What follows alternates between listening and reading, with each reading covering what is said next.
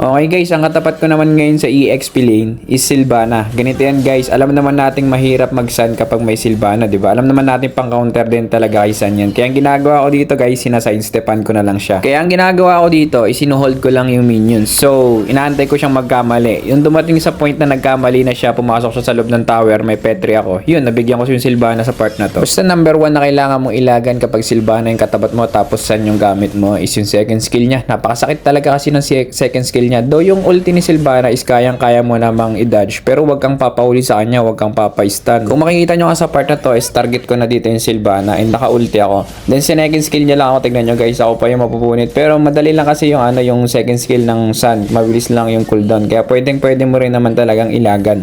Nakadepende na rin talaga sa yan kung paano mo yung micro yung kalaban. Saka napaka-importante guys na kapag hindi mo kaya sa early game yung katapat mo sa EXP lane, kailangan mag-play safe ka lang kasi kapag naunahan ka ng kalaban nyo, possible yan na may hirapan na yung EXP lane, may hirapang makabawi. Lalo na kapag ginagang ka na ng mga kalaban tapos yung EXP lane nila is napakasakit na, kinakaya ka na lang. Tulad nito, nagkamali ako sa part na to pero okay lang, di naman ako nalamangan ng kalaban dyan. Nakipag-swap yung Hanabi sa Sylvana. Anong gagawin nitong Hanabi gayong napakataba ko na? Tapos guys, tingnan nyo naman yung tumitira sa Hanabi, yung clones ko na lang yun, napakasakit, di ba? Pansinin nyo guys kung paano lang yung ginagawa ko dito. Nag second skill lang ako tapos tamang out. Hindi ako basta-basta pumapalag kapag alam kong wala akong skill. Kasi syempre napakasakit talaga kapag may skill si Sun, lalo na pag marami yung clones niya. Talagang ano lang, tina-timing ko lang guys, naka-double kill na ako. Mahirap kasing pumalag guys kapag nakaka-prehit yung marksman nila. Talagang tutunawin ka lang. Naka-triple kill na nga ako dito at makaka-maniac pa yata ako dahil pumasok dito yung lance nila. Tapos mahahabol ko pa. Napakalaking advantage talaga guys sa game kapag naunang tumaba yung EXP lane ninyo compare sa kalaban.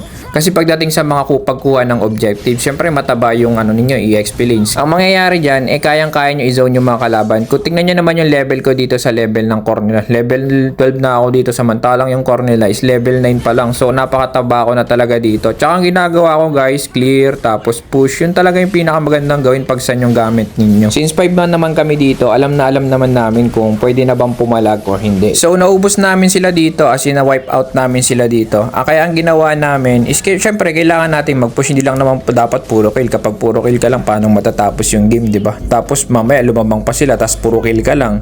Yung push hindi mo nagagawa. Malulugi pa kayo nan. Kaya ginagawa ko dito guys, kapag may pagkakataong mag-push, pinupush ko talaga. Tapos kapag may kill, syempre okay lang namang pumitas ng mga kalaban, okay lang yan. Kasi lalamang kayo dyan pag nakahuli kayo. Kaso syempre, hindi rin naman maiiwasan magkamali. So nahuli ako doon ng Kaleya.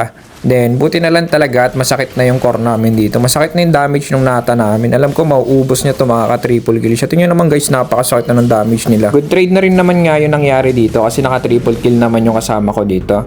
Masakit na rin yung damage ko dito at magkakaroon na naman ng clash. Kung makikita nyo guys, ang nililikuran ko talaga lagi is yung mga mage tsaka yung marksman nila.